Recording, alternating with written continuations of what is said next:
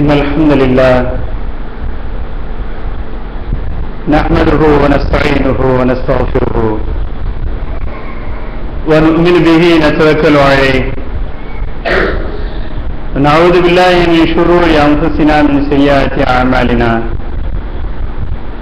من يهده الله فلا مضل له ومن يضلل فلا هادي له أشهد أن لا إله إلا الله وحده لا شريك له أشهد أن محمدا عبده ورسوله اللهم صل على محمد وعلى آل محمد كما صليت على إبراهيم وعلى آل إبراهيم إنك حميد مجيد وبارك على محمد وعلى آل محمد كما باركت على إبراهيم وعلى آل إبراهيم إنك حميد مجيد أعوذ بالله من الشيطان الرجيم بسم الله الرحمن الرحيم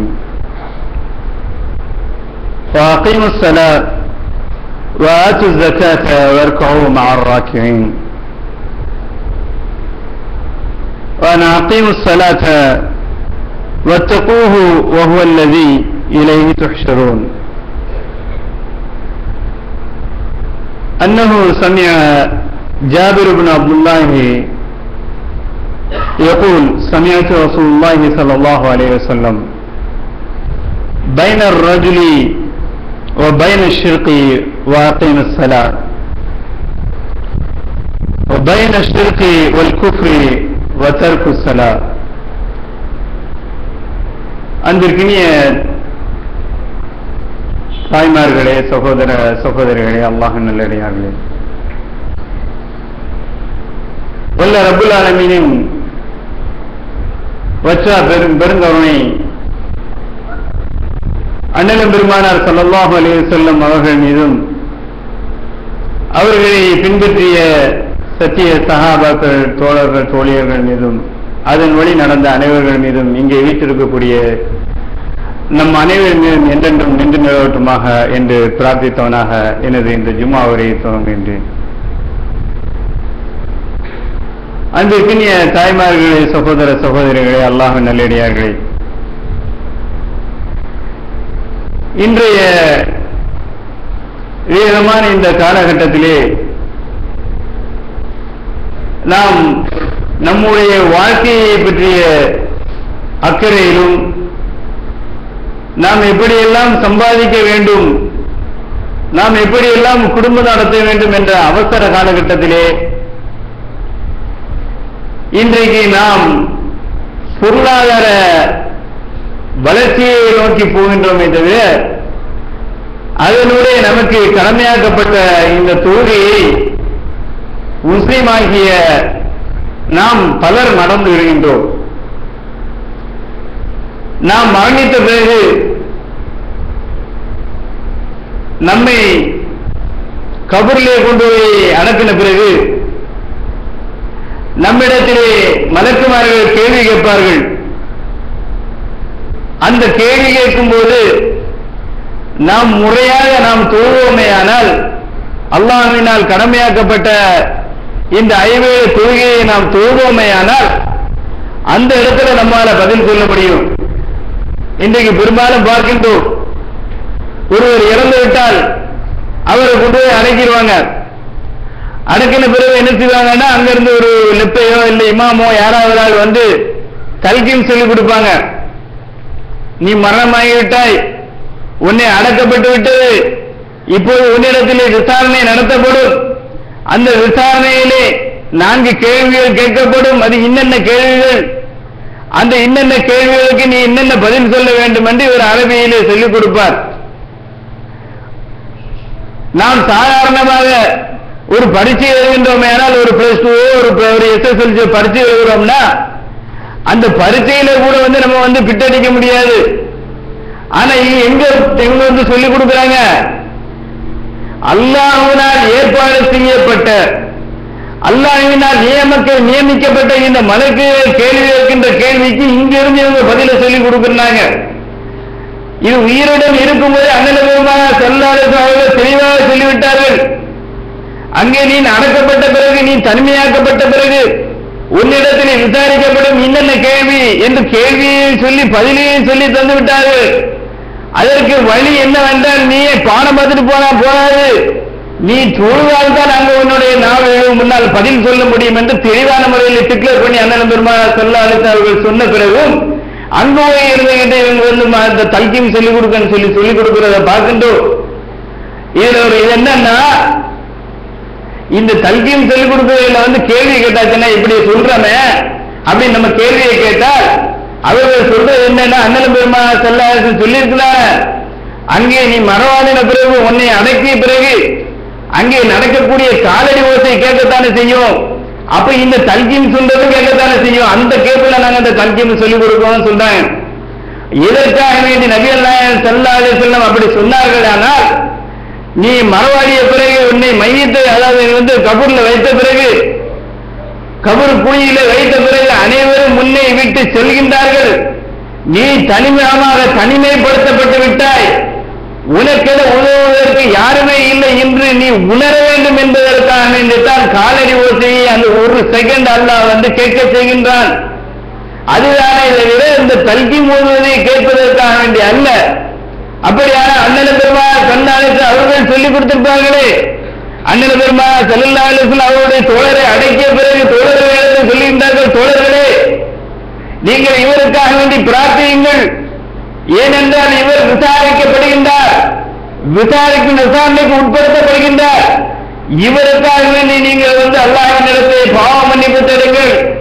உங்களுடைய பிரார்த்தனையிலே அவருடைய கேள்வி எனக்கு விசாரணை எளிமையாக்கப்படும் என்று அண்ணன் பெருமாள் ஸல்லல்லாஹு அலைஹி வஸல்லம் அழகான முறையில் சொல்லி தந்திருக்க, அவர்கள் எந்தெந்த வழிமுறையை பேணினால் நாம் பதில் சொல்ல முடியும் என்று தெளிவான முறையில் நமக்கு சொல்லி இருக்க, வேற எதிராம வழியை நாம் பின்பற்றி போறதை பார்க்கின்ற சமுதாய மக்கள் அறியாமல் இருக்கிறதா இதற்கு காரணம். மார்க்கத்தை பற்றி தெரியாததான் இதற்கு காரணம். மார்க்கத்தை முறையான முறையிலே தெரிந்து ஐவேளை தொழுகையை தொழுதார்களானால் இந்த இதுக்கே வேலை இல்லை. அல்லாஹ் திருமறையிலே தொழுகையை பற்றி எந்த அளவுக்கு அல்லாஹ் சொல்கின்றான் என்றால், வஅகீமுஸ் ஸலாத் வஆத்துஸ் ஸகாத் வர்கஉ மஅர் ராக்கிஈன், தொழுகையை நிலைநாட்டுங்கள், ஜகாத்தை கொடுங்கள், ருக்கு செய்வர்கள் நீங்கள் ருக்கு செய்யுங்கள். இன்னொரு இடத்தில் அல்லாஹ் சொல்கின்றான், வஅகீமுஸ் ஸலாத் வத்தகூஹு வஹுவ அல்லதீ இலைஹி துஹ்ஷரூன், தொழுகையை நிலைநாட்டுங்கள், அவனையே அஞ்சுங்கள், அவனிடமே ஒன்று சேர்க்கப்படுகின்றீர்கள் என்று அல்லாஹ் இந்த தொழுகையை பற்றி பல இடங்களிலே சொல்கின்றான். நாம பெரும்பாலான தொழுகையிலே அதிகமான முறையில் ஓதக்கூடிய இந்த சின்ன சூறாக்களிலே சூரத்து பையினா தெளிவான சான்று என்ற அந்த அத்தியாயத்திலே ஓடும்போது அதிகமாக நாம் ஓத கேட்டிருப்போம். ஒமா உமிரு இல்லா லியஅபுதுல்லாஹ முஹ்லிஸீன லஹுத்தீன் ஹுனஃபா வ யுகீமுஸ் ஸலாத் வ யூத்துஸ் ஸகாத் ذلك தீனுல் கையிமா. அதிகமாக ஓத கேட்டிருப்போம். இதனுடைய அர்த்தம் என்ன நமக்கு தெரியாது. அல்லாஹ் சொல்கின்றான், வணக்கத்தை அல்லாஹ்வுக்கு கலப்படமற்றதாக்கி வணங்குமாறும் உறுதியா நிற்குமாறும் தொழுகையை நிலைநாட்டுமாறும் ஜக்காத்தை கொடுக்குமாறு தவிர அவர்களுக்கு வேறு எதையும் கட்டளை பிறப்பிக்கப்படவில்லை.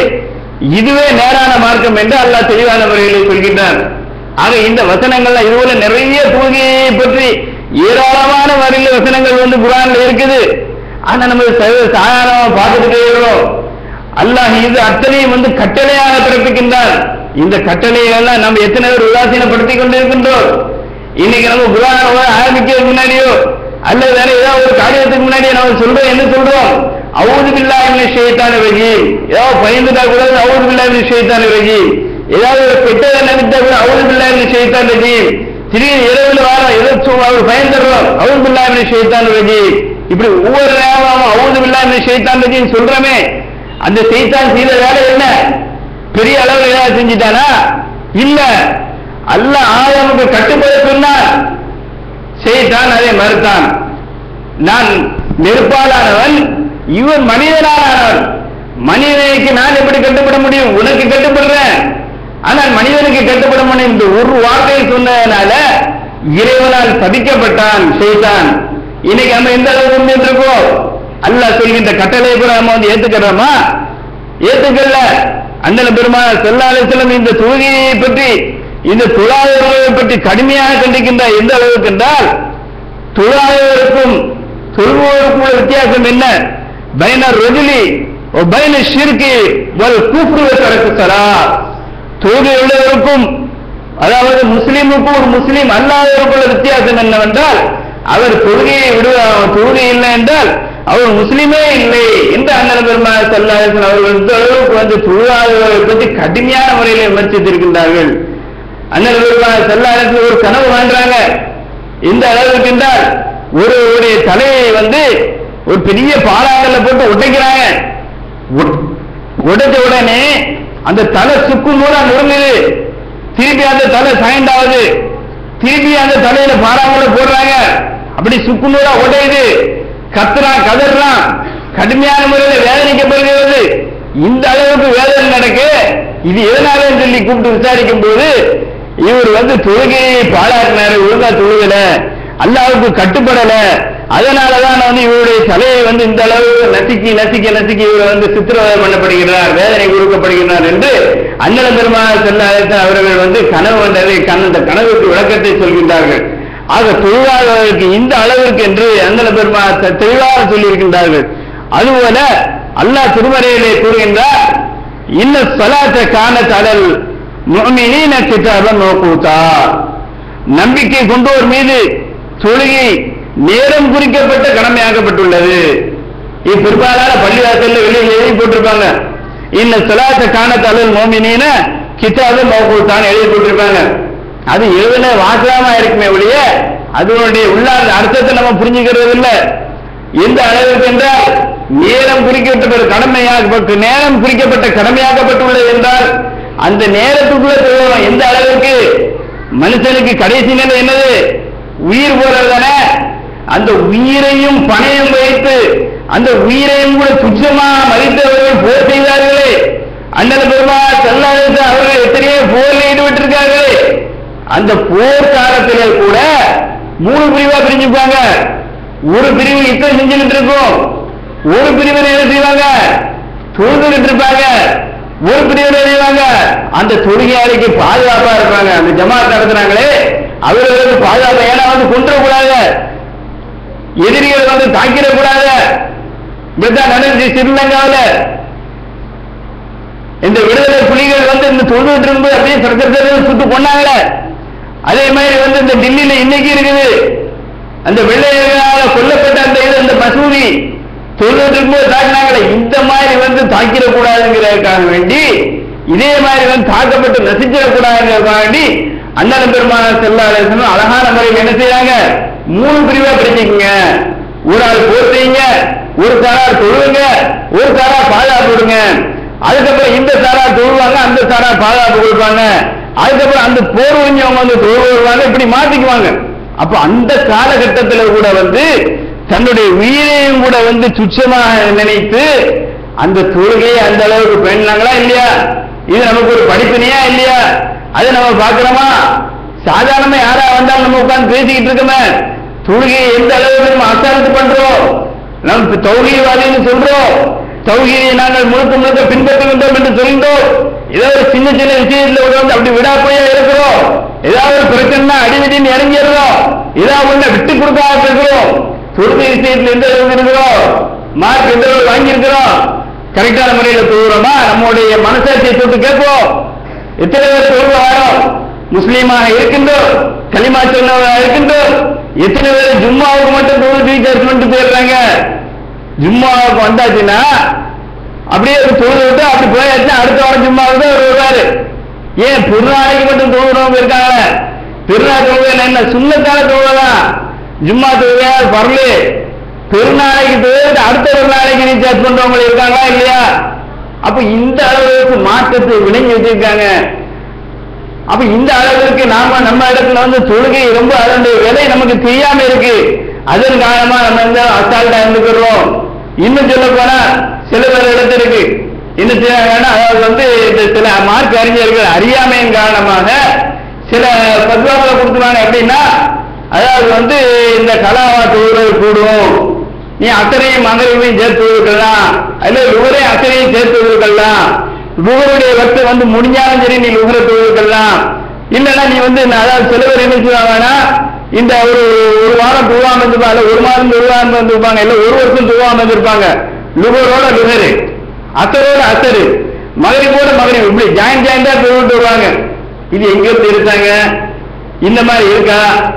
அண்ணன் பெருமாள் சொல்லாருக்கு அவர்கள் எந்த அளவுக்கு சொல்லியிருக்கின்றார், நான் எவ்வாறு தொழ கண்டீர்களோ அவ்வாறு நீங்கள் தொழுவதார் கட்டளை அழகான முறையில் நமக்கு சொல்லி தந்துட்டு இருக்காங்க. அது புகாரில பதிவு செய்யப்பட்டிருக்கிறது, இன்னும் கிரந்தங்களில் பதிவு செய்யப்பட்டிருக்கு. இதையும் பார்க்கறதுக்கு நமக்கு நேரம் இல்லை, உட்கார்ந்து பேசுறதுக்கு நேரம் இல்லையே, டிவி பார்க்கறதுக்கு நேரம் இல்லையே. இதுலயே நம்ம நேரம் இருக்கு. அல்லாஹ் நாளைக்கு விசாரிப்பான நேரத்தை பற்றி விசாரணையில் நம்ம என்ன பதில் சொல்லுவோம்? அப்ப இந்த அளவுக்கு நம்ம தொழுகையை நம்ம அசால்ட்ட இருந்த காரணமாக எந்த அளவுக்கு சிலருடைய இந்த மாதிரி உந்துதலுடைய ஒரு பதில் காரணமாக சில பேர் இந்த மாதிரி சொன்ன காரணமாக அந்த உந்துதலின் காரணமாக என்ன செய்யறாங்க? ஒரே உறவுல ஃபஜ்ர் லுஹர் அஸ்ர் மக்ரிப் இஷா அஞ்சு ஒரே உறவுல கூட பார்க்கறோமா இல்லையா? அந்த மாதிரி இருக்கா? அதை பற்றியான ஞானம் நமக்கு இருக்கா? அது என்ன நம்ம கிரந்தங்களை தேடி பார்க்கமா? அஜத்தை சொன்னா சரிதான், இவர் சொன்னா சரிதான், கேட்கிறதுக்கு நாளைக்கு நமக்கு பதில் சொல்ல முடியுமா? அவர் சொன்னார் இவர் சொன்னார் நம்ம சொல்ல முடியுமா? அல்லாஹ் இடத்துல யாருமே சாட்சிக்கு வரவும் மாட்டாங்க, யாருமே நம்மகிட்ட பேச முடியாது. அல்லாஹ் முன்னாடி நம்ம நிற்கும் போது நம்ம அதை சாட்சி தப்பிக்க முடியாது. நமக்கு விசாரிக்கப்படும் போது நம்ம மட்டும்தான் நிற்போம்.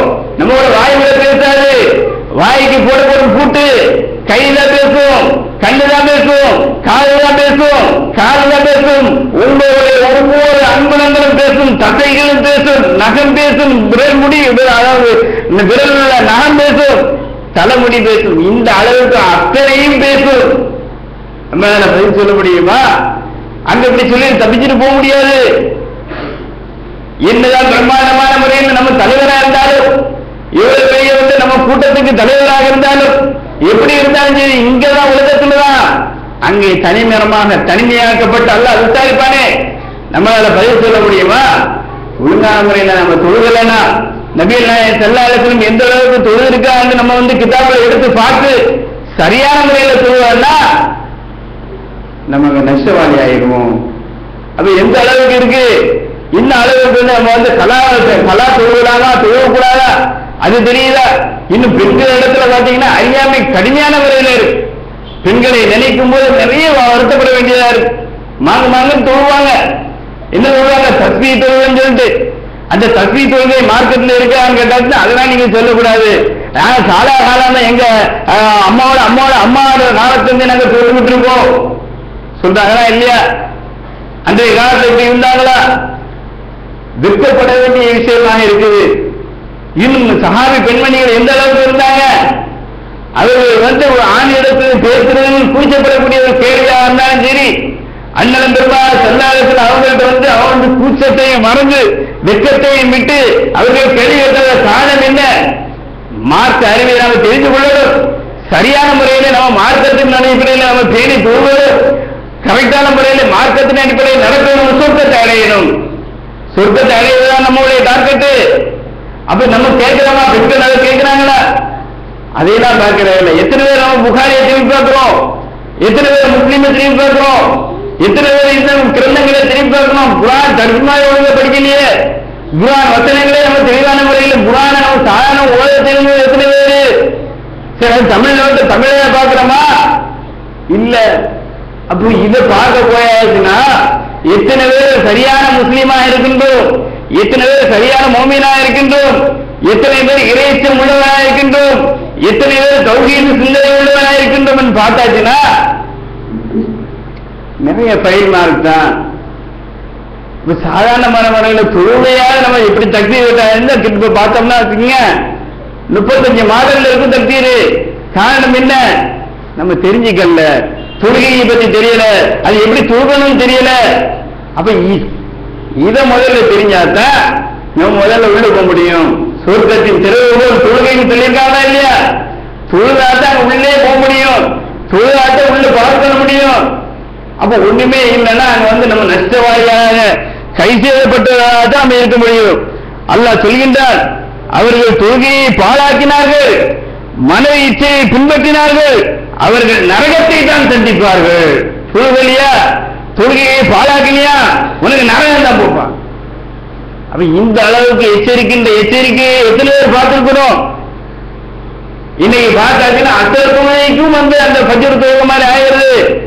ஃபஜ்ர் தொழுகைக்கு பார்த்தாச்சுன்னா தூங்கிட்டு இருக்கவே அண்ணன் பெருமானார் ஸல்லல்லாஹு அலைஹி வஸல்லம் அவர்கள் சொல்லியிருக்கின்றார்கள், நீ ஃபஜ்ர் தொழுகையில் நீ தொழவில்லை என்றால் நீ ஷைத்தானுக்கு கட்டுப்பட்டவர். எப்படி ஷைத்தான் 3 முடிச்சு போட்டுடலாம், ஒரு முடிச்சு என்ன நாம் எந்திரித்தது ஒரு முடிச்சு அவளுது, அதுக்கப்புறம் என்ன பள்ளிக்கு வந்து ஒளி செய்யும் போது இன்னொரு முடிச்சு அவளுது, தொழுகையில நாம உள்ள நுழைஞ்சிட்டு தக்பீர் கட்டிட்டா இன்னொரு முடிச்சு அவளுது. நம்ம பார்க்கிறோமா இல்லையா? அதிகாலை 4 மணிக்கு பிறகு தூங்குற தூக்கமே தனிதான். அவர் தூங்குற தூக்கத்தை பார்த்து சரியான முறையில் தாளாட்டோட தூங்குற மாதிரி இருக்கும். பெரும்பாலும் பார்த்தீங்கன்னா திருடனுக்கு 3 மணிலிருந்து 5 மணிக்குள்ளதான் வருவான். ஏன்னா அதிகமான மக்கள் அந்த நேரத்துல வந்து நல்ல முறையில தூங்குவாங்க. அண்ணன் பெருமாள் சொன்னாங்க, இந்த கடைசி இரவுல தான் அல்லாஹ் கடைசி வானத்தில் வந்து கையேந்தி நிற்பார். என்னுடைய அடியாரே, உன்னுடைய தூக்கத்தை மறந்து என்னிடத்திலே கையேந்தி நிற்பவன் யார், என்னிடம் பிரார்த்திக்கின்றவன் யார், என்னை வணங்கி வந்தவன் யார் என்று பார்ப்பதற்காக வேண்டி அல்லாஹ் அந்த கடைசி வானத்தில் வந்து நிற்பானா. ஷைத்தான் விடமாட்டான். ஷைத்தானுடைய என்ன, ஷைத்தானுடைய அஜெண்டா என்ன? அதிகமான மக்களை நரகத்தில் கொண்டு சேர்க்கிறது ஷைத்தானுடைய வேலை. அப்ப சொல்லிவிட்டா அதிகமானவர் சொர்க்கத்துக்கு போயிருவாங்களே. அப்ப ஷைத்தானுடைய லட்சியம் வந்து அங்க வந்து அடிவிட்டு போயிருவேன். அதுக்காக என்ன செய்வான்? ஷைத்தான் அழகான முறையில் நமக்கு தாளாட்டப்பாடி நமக்கு என்ன ஏவப்பட்ட ஒவ்வொரு ஷைத்தானும் என்ன செய்வான்? நம்ம அழகான முறையில தாளாட்டப்பாடி தூங்க செய்வான். நம்ம அப்படி அழகான முறையில் தூங்கும் போது ஃபஜ்ர் நடந்தாலும் நமக்கு ஒண்ணுமே தெரியாது. பான் சொல்றதும் தெரியாது, ஃபஜ்ர் தொழுகை நடக்கிறதும் தெரியாது. அது தொழுவான் பார்த்தா அதையும் தொழ விட மாட்டான் ஷைத்தான். அப்ப ஷைத்தான் இறுக்கி பிடிச்சு போடுறான் அந்த 3 முடிச்சு. அந்த 3 முடிச்சுக்குள்ள நம்ம இருந்தாச்சுன்னா நம்ம ஷைத்தானுடைய ஆளா, அல்லாஹ்வுக்கு கட்டுப்பட்ட ஆளா, ஷைத்தானுக்கு கட்டுப்பட்டவன் அப்படி இருக்கணுமா? நம்முடைய காதுகளில் ஷைத்தான் ஒண்ணு கடிச்சிருப்பானே, அப்படி அசிங்கமா இருக்கணுமா? அண்ணன் பெருமானார் ஸல்லல்லாஹு அலைஹி வஸல்லம் எந்த அளவிற்கு அவர்கள் இறைச்சமுள்ளவர்களாக இருந்தும் அவர்கள் எந்திக்கும் போது என்ன செய்வாங்க? அவர்களுடைய அந்த மூக்கையும் அந்த காதுகளையும் இஷாரா செய்த மாதிரி இப்படி தொடச்சுக்கிட்டே எந்திரிப்பாங்க. ஹதீஸ்ல பார்க்கிறோமா இல்லையா? அவர்களே இந்த அளவிற்கு வந்து ஷைத்தானை அஞ்சிருக்கின்றார்கள் என்றால் நம்ம எந்த அளவுக்கு இருக்கணும்? இந்த தொழுகையை பற்றி அண்ணன் பெருமானார் ஸல்லல்லாஹு அலைஹி வஸல்லம் இந்த தொழுகாதவர்களை பற்றி எந்த அளவுக்கு எச்சரிக்கின்றார்கள் என்றால், இந்த தொழுகைக்கு வராதவர்களை நான் என்ன செய்வேன் என்றால், ஒருவரை வாங்க சொல்ல நியமிப்பேன், ஒருவரை நான் தொழுகைக்கு சொல்லி நியமிப்பேன், இன்னும் மக்களை விரல்களை கொண்டு வர சொல்லி யார் தொழாமல் வீட்டிலே உறங்கிக் கொண்டிருக்கின்றார்களோ, யார் தொழாமல் வீட்டிலே முடங்கி கிடக்கின்றார்களோ அவர்கள் வீட்டில் உள்ள பெண்களையும் குழந்தைகளையும் நான் வெளியிலே இழுத்துவிட்டு அவரை வீட்டோடு நான் கொடுத்து நினைக்கின்றேன். ஆனா என்னால முடியல, என் கையில இல்ல அதிகாரம். அப்ப எந்த அளவுக்கு சாஃப்டான ஆளு, எந்த அளவுக்கு இலகிய மனம் படைத்த நபிகள் நாயகம் ஸல்லல்லாஹு அலைஹி வஸல்லம் இந்த அளவுக்கு அவர்கள் சொல்றாங்கன்னா இவ்வளவு வேகப்பட்டிருப்பாங்க. தொழுகாதவர்களை பத்தி இவ்வளவு பூர்வமாக இவ்வளவு கடுமையாக நினைச்சிருப்பாங்க. அதே அண்ணன் பெருமானார் ஸல்லல்லாஹு அலைஹி வஸல்லம் அழகான முறையில தொழுகையை பற்றி சொல்றாங்க. உங்களுடைய வீட்டு முன்னால் ஒரு ஆறு ஓடுகிறது, அந்த ஆற்றிலே நீங்கள் 5 தடவை குளிக்கிறீர்களானால் உங்களுடைய உடல் எவ்வளவு தூய்மையாக எவ்வளவு சுத்தமாக இருக்கும். அந்த மாதிரி நீங்கள் ஒரு நாளைக்கு 5 வேளை நீங்கள் தொழுகிறீர்களானால் உங்களுடைய பாவங்கள் களையப்பட்டு நீங்க அந்த அளவுக்கு சுத்தமானவர்கள் ஆகிறீர்கள். அப்ப இந்த அளவிற்கு ஒரு நன்மை இருக்கக்கூடிய இவ்வளவு ஒரு அழகான ஒரு முறையை தொழுகைக்கு காசா வருது 50 ரூபாய் கட்டிட்டு வரோமா? அட பள்ளியாசு கரண்டத்தை நம்ம வந்து தின்னுட்டு போறோம். பள்ளியாசு தண்ணியை நிலையமா நம்ம ஆகுது. நமக்கு கூட 4 தப்பு வந்துச்சுன்னா கூட 4 கரண்டை போடணும். நிர்வாகிகள் கையில் அங்கிருந்து வசூல் பண்ணி அப்படித்தான் கொடுக்குறாங்க. அவங்க கூட ஒரு கலந்துகள் கட்ட வேண்டியதா இருக்கும். நமக்கு என்ன கவலை? ஆக இந்த அளவிற்கு வந்து நம்ம கையை வைத்துட்டு வந்து தொழில் போறதுக்கு நமக்கு எந்த அளவுக்கு ஒரு கை சேதமாக இருக்கு. ஆக அன்பிற்கிய தாய்மார்களே, சகோதர சகோதரிகளே, இந்த தொழுகையை பற்றி உள்ள இந்த இறை வசனங்களையும் அண்ணல் பெருமானார் ஸல்லல்லாஹு அலைஹி வஸல்லம் அவர்கள் எச்சரிக்கையையும் நாம எல்லாத்தையும் கவனத்தில் கொண்டு நாம் அனைவரும் தொழுகையாளராகி அல்லாஹ்விடத்திலே நற்கூலியை பெற்றவர்களாக ஆகுமா என்று பிரார்த்தித்து என்னுடைய முதல் உரையை நிறைவு செய்கின்றேன். வாஹு தவானா அல்ஹம்துலில்லாஹி பில் ஆலமீன்.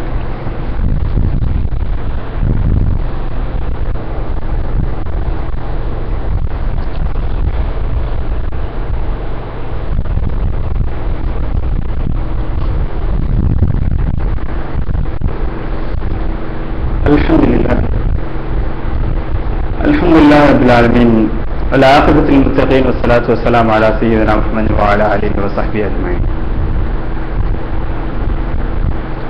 அன்பிற்கினிய தாய்மார்களே, சகோதர சகோதரிகளே, அல்லாஹ் நல்லடியார்களே, இது ஜும்மாவுடைய முதல் உரையிலே தொழுகையை பற்றி நாம் பார்த்தோம். இன்னும் அதை தொடர்ந்து தொழுகையை பற்றி சில விஷயங்களை நாம் பார்ப்போம்.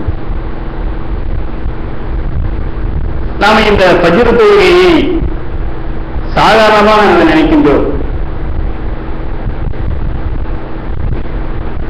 ஆனால் அது எவ்வளவு பெரிய நன்மை பேசக்கூடிய தொழுகை என்றால், நம்ம சாதாரணமா இஷா தொழுகிறோம். இஷா பெரும்பாலும் முடிச்சுட்டு இருக்கிறதுனால அல்ல எல்லாருக்கும் வேலையெல்லாம் முடிச்சுட்டு வர்றதுனால சாதாரணமா தொழுக வந்துடுவாங்க. ஆனா இந்த ஃபஜ்ர் தொழுகையை தான் தூங்கிட்டு இருக்கும்போது வர்றதை பார்த்தா கடுமையான கஷ்டமா இருக்கு. 50 பேர் நிற்கிற இடத்துல 5 பேர் நிற்பாங்க. அதுல ஒரு ஆள் இமாமா இருப்பார், ஒரு ஆள் மோதினாரா இருப்பார், மீது 4 பேர் தான் இருப்பாங்க. அதை கழிச்சா 3 பேர் தான் இருப்பாங்க. அப்ப இந்த அளவுக்கு ஃபஜ்ர் தொழுகைக்கு நம்ம கம்மியா வரோம்னா அதனுடைய நன்மை நமக்கு தெரியாததான் காரணம். நம்ம இஷா தொழுகையை ஜமாத்தோட தொழுந்துட்டு போயிட்டு மறுநாள் அதிகாலையில் நம்ம ஃபஜ்ர் தொழுகைக்கு அதையும் ஜமாத்தோடு தொழுவாமையானால் அல்லாஹ் எவ்வளவு கொடையாளனாக இருக்குல்ல, எந்த அளவுக்கு பெருந்தன்மையாளனாக இருக்குல்ல என்றால் ஏழு அவருக்கு நன்மைய அவர் இரவு முழுவதும் நின்று வணங்கி அந்த நன்மை அவருக்கு அதிகமான நன்மையா ராத்திரி கூட முழிச்சு கண் முழிச்சு நம்ம தொழுதா எவ்வளவு நன்மை. அப்ப அவ்வளவு பெரிய நன்மை இந்த 2 ரக்காத்து தொழுவதில் இவ்வளவு பெரிய நன்மையா இருக்கு. ஆக இந்த அளவிற்கு அதிகமான நன்மை ஃபஜ்ர் தொழுகைக்கு இருக்கு. அது மட்டுமா, இந்த ஃபஜ்ர் தொழுகைக்கு தனி சிறப்பு இருக்கு. நீங்க ஃபஜ்ர் தொழுகைக்கு வந்தீங்கன்னா டெய்லி நீங்க ஃபஜ்ர் தொழுகையை தொழுகிட்டே வரீங்க. சின்ன சின்ன பாவங்கள் செய்ய மனிதன் தானே. நம்ம நிறைய பேர் போற மாதிரி ஒரு சூழ்நிலை இருந்தேன்னா இந்த ஃபஜ்ர் தொழுகை நமக்கு வேண்டி வராது. யா அல்லாஹ், இந்த ஃபஜ்ர் தொழுகை இந்த அடியார் தினமும் சிதறாமல் சிந்தாமல் அழகான முறையில் தொழுகிறான், அதுக்காக வேண்டியா நீ அவனை சொர்க்கத்திற்கு அனுப்ப வேண்டும். இந்த ஃபஜ்ர் தொழுகையை நமக்காக வேண்டி வாழாடும். அப்ப அந்த அளவிற்கு இந்த ஃபஜ்ர் தொழுகை ஒரு சிறந்த தொழுகையா இருக்கு. நம்ம எத்தனை பேர் இந்த ஃபஜ்ர் தொழுகையை நம்ம விடுறோம்? இன்னைக்கு ஒரு 1000 ரூபாய்க்கு ஒரு ஜாமான் கிடைக்குது, இல்ல ஒரு 1000 ரூபாய்க்கு உண்டான ஒரு ஜாமான 500 ரூபாய்க்கு கிடைக்குது அப்படின்னு சொல்றாங்கன்னா எத்தனை நாளைக்கு முன்னாடியே நம்ம முன்னேறிச்சு நிற்போம். சாதாரண ரேஷன் கடையில ஒரு 10 ரூபாய் கம்மியா கிடைக்குன்னா எவ்வளவு கூட்டமா இருக்கு. மண்ணெண்ணைக்கு எவ்வளவு கூட்டம் போடுறோம், அதிக காலையிலே போய் நிக்கிறோமா இல்லையா? அப்ப நம்ம கண்ணு முன்னாடி தெரியுது. அப்ப இது நம்ம நம்பிக்கை இழந்து இருக்கோம். கண்ணு முன்னாடி காட்டுன்னு கேட்கிறோமா இல்லாட்டா அல்லாஹ்வுடைய அதிகாரத்தையும் அல்லாஹ்வுடைய அந்த ஆற்றையை நம்ம சாதாரண இடம் போட்டதாக நினைச்சிருவோம். அல்ல அப்ப நான் தரமாட்டேன்னு நினைச்சுக்கிட்டியா? நான் அல்லாஹ்வை தரக்கூடியவன், அர் ரஹ்மான் ரஹீம், அளவுக்கு அல்லாஹ் நிகழ்ச்சான் உடையவர், அள்ளி தருவேன். அப்ப இந்த மாதிரி இந்த ஃபஜ்ர் தொழுகையை தொழுதா அள்ளி தருவேன். உனக்கு சொர்க்கத்துக்கு போய் அந்த ஃபஜ்ர் தொழுகைக்கு அதிகாரத்தை கொடுப்பேன், உனக்கு கூட்டு போவோம். அப்ப இந்த அளவுக்கு இந்த ஃபஜ்ர் தொழுகை இருக்கு. அதை நம்ம நன்மையை விளங்காம இதை விளங்காம நம்ம என்ன செய்வோம்? போய் வீட்டுக்கு போயிடுறோம், அல்லது வீட்டுல போய் தூங்கிடுறோம், ஃபஜ்ர் தொழுகைக்கு வர்றதில்லை. இந்த நன்மைகள் எல்லாம் நமக்கு கண்ணு முன்னாடி காட்டுவோமான்னு காட்டினால் யாருமே இஷா தொழுது வீட்டுக்கு போக மாட்டாங்க. 2 சப்பாத்தி கொண்டு சாப்பிட்டு தூங்கிட்டு ஃபஜ்ர் தொழுகையில வீட்டுக்கு போவோம். அப்ப அந்த அளவுக்கு நன்மையான காரியம். அதே மாதிரி இந்த தொழுகையாலே அல்லாஹ் எந்த நிலையிலும் கைவிட மாட்டான் என்பதற்கு ஒரே ஒரு ஹதீஸை நான் சொல்லி இந்த ஜும்மாவை நிறைவு செய்கின்றேன். ஜுரைஜ் என்ற ஒரு நபர் அந்த காலத்திலே வாழ்ந்து வந்தார். அந்த ஜுரைஜ் என்பவர் அவங்க உம்மா மேல அதிகமான முறையில பாசம் வச்சிருந்தார். கொஞ்சம் உள்ள தள்ளுவாங்க, வெளியில வர வாசல்ல உட்கார்ந்தாங்க, கொஞ்சம் நெருங்க. நான் என்ன சொன்னாலும் அவர் கேட்பாரு. அந்த அளவுக்கு அம்மா மேல பார்த்து வச்சிருந்தாரு. அந்த ஜுரைஜ் என்ன செய்யறாருன்னா, துருக்கியாளியா இருந்தாலும் இறைச்சம் உடையவராக இருந்தார். அவர் என்ன செய்யறாருன்னா தொழுகிட்டு இருக்காரு. அப்ப அவங்க அம்மா என்ன செய்யறாங்க, கூப்பிடுறாங்க அந்த ஜுரேஜே, ஜுரேஜே, ஏன் ஜுரேஜ்? அவர் திரும்பி பார்க்காம தொழுகிறார். திரும்பியும் கூப்பிடுறாங்க அவங்க அம்மா, ஏன் ஜுரேஜ்? பார்க்கல. மூன்றாவது கூப்பிடுறாங்க, பார்க்கல. இவர் கூட நினைக்கிறாரு, தொழுகையை விட்டுட்டு அம்மாட்ட என்னன்னு கேட்டுருவோமா, தாய்ப்பாசு உள்ளவர் கேட்டுருவோமா அப்படின்னு நினைக்காரு. தொழுகைதான் பெருசு, அம்மா கூட அப்புறம் பார்த்துக்கலாம், அல்லாஹ் பெருசா அம்மா பெருசான்னு பார்த்தா அல்லாஹ் பெருசு. அப்ப தொழுதெல்லாம் சரி தொழுகிறாரு, தொழுகையை கண்டினியூ பண்ணிடுறாரு. இந்த கோபத்தில் அவன் அம்மா என்ன செய்யற, அவர் பிரார்த்தனை செய்கின்றார், உனக்கு மரணம் நேரக்கூடாது, எந்த நிலை வராது வரை என்றால் ஒரு விபச்சாரியினால் அசிங்கப்பட்டு கூலி குறுகாத வரையிலே உனக்கு மரணம் வரக்கூடாது, மூத்து வரக்கூடாது. நீ இந்த மாதிரி ஒரு விபச்சாரியினால் அசிங்கப்படணும். உன் வாழ்க்கையில ஏதாவது ஒரு நாளைக்கு இந்த மாதிரி நீ அசிங்கப்படுறதால உனக்கு மரணம் வரக்கூடாது. அதை தாய் பிரார்த்தனை செய்கின்றார். அந்த பிரார்த்தனையை அல்லாஹ் ஏற்றுக்கொள்கின்றார். ஒரு நாள் ஒரு பெண்மணி வருகின்றார், சுரேஜின் இடத்திலே தவறான முறையிலே நடப்பதற்காண்டு வருகின்றார். சுரேஜ் இறையச்சம் உள்ளவர் என்றால் அந்த பெண்ணை போ என்கின்றார். இந்த கோபத்தில் அந்த பெண் என்ன செய்கின்றார், அந்த விபச்சாரி வேறு ஒரு ஆண் இடத்திலே உறவு கொண்டு குழந்தை உண்டாயிர, குழந்தையை பெற்றார்.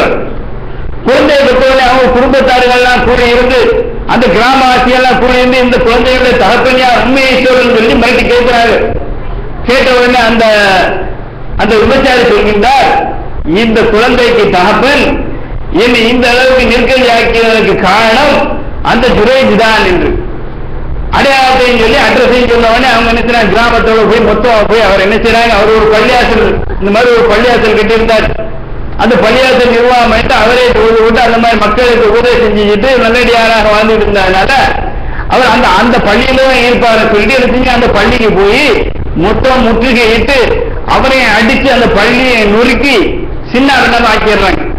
அவருக்கு ஒண்ணுமே புரியல, என்ன வந்தாங்க பள்ளியாசல உடைச்சாங்க, என்னை அடிச்சு போடுறாங்க. ஒரு தடவை கூப்பிட்டு என்னப்பா காணும், நான் ஒண்ணும் வழியா அப்பாவியாக என்ன போய் அடிக்கிறீங்க, என்ன காணும் சொல்லிட்டு அடிக்கப்பா. அப்ப அவங்க சொல்றாங்க, இந்த இடத்துல இந்த பெண்மணியை நீ இந்த மாதிரி செஞ்சிட்ட, அதனாலதான் உன்னை நாங்க அடிக்கிறோம். அப்படியா, அந்த பெண்மணியையும் கூப்பிடு, அந்த குழந்தையும் தூக்கிட்டு வா அப்படின்னு சொல்றாரு. உடனே அந்த குழந்தையும் தூக்கிட்டு வராங்க, அந்த பெண்மணியையும் கூப்பிட்டு வராங்க. அப்ப அந்த குழந்தையின் இடத்துல இருந்து சுரேஷ் பேசுகின்றார், சிறுவனே உன்னுடைய தந்தை யார், குழந்தையே உன்னுடைய தந்தை யார். அப்ப அந்த குழந்தையை பேசுகின்றது. அந்த குழந்தை சொல்கின்ற, இந்த இடத்திலே ஆடு மேய்க்கக்கூடிய ஒரு இடையில் இருக்கின்றார், அவன் தான் என்னுடைய தந்தை என்று அந்த குழந்தை பேசுகின்றது. பேசுகிற இந்த குழந்தையாக இருந்தாலும் பேச வேண்டும் யார், அல்ல ரப்புல் ஆலமீன். இன்றைய வரையிலே 3 குழந்தைகள் பேசியதாக வரலாறு பதிவு செய்யப்பட்டிருக்கிறது. அந்த 3 குழந்தை, ஒன்று ஈசா அலைஹிஸ்ஸலாம், இன்னொன்றுக்கு சுரேஜுக்காக வேண்டி சாட்சி சொன்ன இந்த குழந்தை, இன்னொன்று இஸ்ரவேலருடைய குழந்தை. அப்ப இந்த சுரேஜ் என்ற தனி மனிதருக்காக வேண்டி குழந்தையை பேச வைத்து வல்ல ரப்புல் ஆலமீன் காப்பாற்றினானே. எதனால்? அவர் அல்லாஹ் தான் முக்கியம் என்று, அல்லாஹ் தான் எனக்கு பெரிது, என்னை வளர்த்து ஆராய்ச்சி அன்னை அதுக்கு அப்புறம் என்று அல்லாஹ்வுக்கு முக்கியத்துவம் கொடுத்து அவர் அல்லாஹ்வை வணங்கிய காரணத்தினால் அந்த மக்களிடத்திலே அவர் அவமானப்பட்டு நின்றாரே, அல்லாஹ் காப்பாற்றிட்டான். இது வரலாறு பதிவு செய்யப்பட்டிருக்கா இல்லையா? இது சான்று இல்லையா? அப்போ அல்லாஹ்வின் இடத்துல நம்ம பொறுமையை பொறுமையோடு நம்ம தொழுது கேட்டோமே ஆனால் அல்லாஹ் நிச்சயம் தருவான். சோதனைகள் வரும், வேதனைகள் வரும். அல்லாஹ் திருமலையிலே சொல்கின்றான், இன்னல்லாஹ் மஅ ஸாபிரீன். ஓ ஈமான் கொண்ட மக்களே, விசுவாசிகளே, நீங்க அல்லாஹ்வின் இடத்திலே தொழுகையை கொண்டும் பொறுமையை கொண்டு நீங்கள் உதவி தருங்கள். அல்லாஹ் பொறுமையாளர்களே இருக்கின்றான். அல்லாஹ் பொய் சொல்வானா? திருமறை வசனம். ஆக அல்லாஹ் பொறுமையாளர் இருக்கின்றான். நீங்க தொழுகையை கொண்டு பொறுமையை கொண்டு நீங்க உதவி தருங்கள் அப்படின்னு சொல்லி அல்லாஹ் வாக்குறுதி வந்திருக்கானே. அப்ப நம்ம தொழுகக்கூடாதா? எனவே அங்கிருக்கின்ற தாய்மார்களே, சகோதர சகோதரிகளே, அல்லாஹ் நல்லடியார்களே, இனிமேலாவது நாம் இறையச்சம் உள்ளவர்களாக, அல்லாஹ்வை பயந்தவர்களாக, அல்லாஹ்வை அஞ்சி அல்லாஹ்வுக்கு கட்டுப்பட்டு நாம் ஐவேளை தொழுகையையும் இன்னும் உபரியான வணக்கங்களை அதிகமணியும் வணங்கி நாம் அல்லாஹ்வுக்கு கட்டுப்பட்டு நாம் சொர்க்கம் செல்லக்கூடிய மக்களாக அல்லாஹ் உங்களையும் என்னையும் ஆக்கி விடுவானான் என்று பிரார்த்தித்தான் என்ற உரையை நிறைவு செய்கின்றேன். வாஹிர் தவானா அல்ஹம்துலில்லாஹி ரப்பில் ஆலமீன். அஸ்ஸலாமு அலைக்கும்.